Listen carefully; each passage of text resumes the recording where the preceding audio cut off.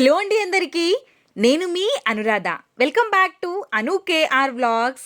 ఈరోజు మన ఛానల్లో రెసిపీ వచ్చేసి జొన్న పిండితో ఆలు పరాటా రెసిపీని చూపించబోతున్నాను. చాలా సింపుల్గా ప్రిపేర్ చేసుకోవచ్చు, రుచి కూడా చాలా బాగుంటుంది. ఇంకా ప్రాసెస్లోకి వెళ్ళిపోదాం, వచ్చేయండి. ముందుగా నేను ఇక్కడ ఒక 2 మీడియం సైజ్ ఆలులని ఉడికించుకొని తీసుకున్నాను. ఎప్పుడైనా సరే మనం ఆలులని ఉడికించిన వెంబడే వాటర్ తీసేయాలి. వాటర్ అదే విధంగా ఉంచేసామంటే ఆలు కూడా చాలా మెత్తగా అయిపోతుంది.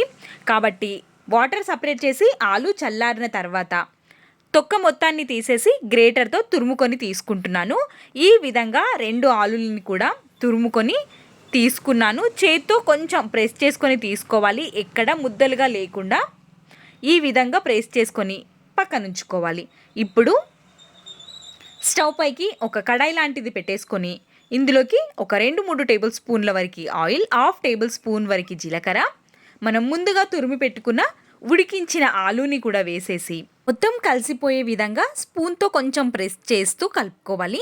మొత్తం కలిసిపోయిన తర్వాత ఇందులోకి రుచికి సరిపడ కారం, రుచికి సరిపడ ఉప్పు, గరం మసాలా, జీలకర్ర పొడి, ధనియా పౌడర్ని యాడ్ చేసి మంచిగా ఒక్కసారి మిక్స్ చేసుకోవాలి. మొత్తం స్పైసెస్ అన్నీ ఆలూకి పట్టిన తర్వాత మనం ఏ కప్పుతో అయితే పిండి తీసుకోవాలి అనుకుంటున్నామో అదే కప్పుతో 2 కప్పుల వరకు వాటర్ని తీసుకోవాలి. మొత్తం కలిసిపోయే విధంగా ఒక్కసారి కలిపేసి ఆలు ఎక్కడైనా కొంచెం ముద్దలాగా కనిపిస్తే స్పూన్తో కొంచెం ప్రెస్ చేసుకొని తీసుకుంటే సరిపోతుంది. ఇప్పుడు వాటర్ మరుగుతున్నప్పుడు ఇందులోకి ఒక గుప్పెడు కొత్తిమీర తరుగుని కూడా యాడ్ చేసుకొని మొత్తం ఒక్కసారి మిక్స్ చేసేసుకొని వాటర్ మంచిగా మరుగుతున్నప్పుడు 1 కప్పు వరకు జొన్న పిండిని యాడ్ చేసుకోవాలి. పచ్చ జొన్న పిండి అయినా సరే, తెల్ల జొన్నల పిండి అయినా సరే, నేనైతే ఇక్కడ తెల్ల జొన్నల పిండి మిల్లులో పట్టించిన పిండిని తీసుకుంటున్నాను. మీరు ప్యాకెట్ పిండిని కూడా తీసుకోవచ్చు. ఈ విధంగా వేసేసుకొని మంచిగా కంటిన్యూస్గా కలుపుతూనే పిండిని ఉడికించుకోవాలి.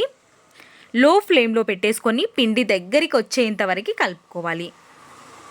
ఇఫ్ ఇన్ కేస్ మీకు పిండి చాలా లూజ్గా అనిపిస్తే ఇంకా కొంచెం పిండిని యాడ్ చేసుకొని కూడా కలుపుకోవచ్చు. మొత్తం పిండి ఈ విధంగా దగ్గరికి వచ్చేసిన తర్వాత మూతని కవర్ చేసుకొని చల్లారేంత వరకు పక్కన ఉంచుకోవాలి. ఒక 5 మినిట్స్ పాటు పక్కన ఉంచేస్తే పిండి మనకి చల్లగా అయిపోతుంది. ఇప్పుడు మూతని ఓపెన్ చేసి చూస్తే ఈ విధంగా పిండి కొంచెం గట్టిగా అవుతుంది.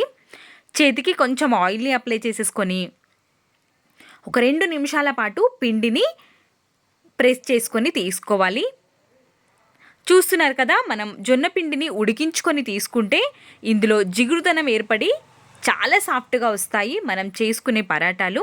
పిండిని పక్కన ఉంచేసి ఒక కవర్ని కానీ బటర్ పేపర్ని కానీ తీసుకొని 1 స్పూన్ వరకు ఆయిల్ని అప్లై చేసుకోవాలి. ఇప్పుడు కలిపి పెట్టుకున్న పిండిలో నుంచి చపాతీ ముద్ద సైజ్ అంతా పిండిని తీసేసుకొని పరాటాలాగా ఒత్తేసుకోవడమే. పిండి కొంచెం మెత్తగానే ఉండాలి, అప్పుడే మనకి చేసుకోవడానికి ఈజీగా ఉంటుంది. ఒకవేళ మీకు పిండి గట్టిగా అనిపిస్తే కొంచెం చేతిని తడి చేసుకొని ఇంకొద్దిసేపు ప్రెస్ చేసుకొని తీసుకుంటే పిండి అనేది మెత్తగా అవుతుంది.